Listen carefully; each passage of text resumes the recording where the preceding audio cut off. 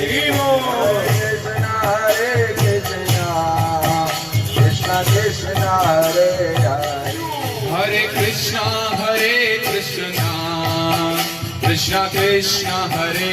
સંસ્કારી નગરી વડોદરા ખાતે આવેલ ગોત્રી વિસ્તારમાં ઇસ્કોન મંદિરમાં ભગવાન જગન્નાથજીની સ્નાન યાત્રા મહોત્સવનું આયોજન કરવામાં આવ્યું, જેમાં પવિત્ર નદીઓના જળથી જગન્નાથજી, બલરામજી, સુભદ્રાજી પર અભિષેક કરવામાં આવ્યો। આ પ્રસંગે ખૂબ મોટી સંખ્યામાં શહેરીજનો ઉપસ્થિત રહ્યા તથા 1000થી પણ વધુ વાનગીનો ભોગ ધરાવવામાં આવ્યો।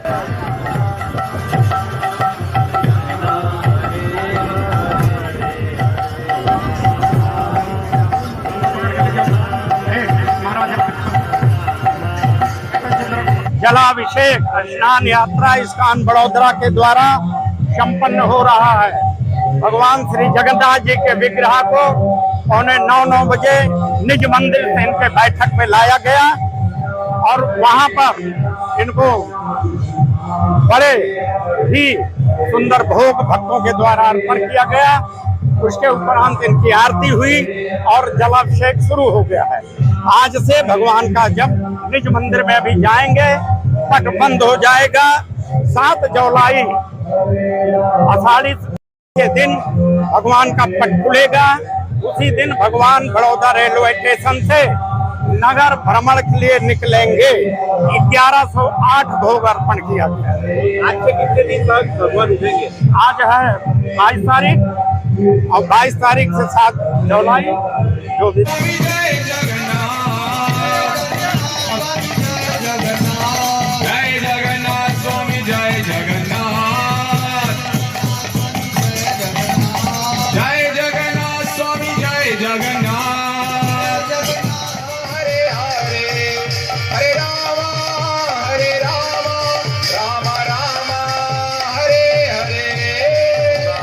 પશ્ચિમ વિસ્તારના ઇસ્કોન મંદિર ખાતેથી 25 કરતાં પણ વધારે વર્ષથી જગન્નાથ રથયાત્રાનું નિયમિત આયોજન થતું હોય છે।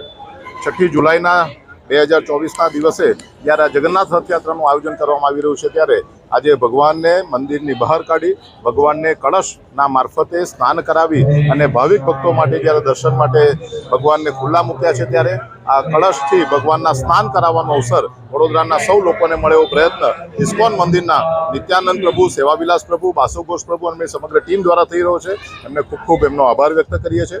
6 જુલાઈના કાર્યક્રમમાં વડોદરા શહેરના સૌ લોકો જોડાય અને વડોદરા શહેરની સંસ્કૃતિને છાજે એ પ્રકારે આ કાર્યક્રમનું આયોજન થાય, ઉત્સાહથી આ કાર્યક્રમ શરૂ થાય એવી વડોદરાના સૌ નગરજનોને પણ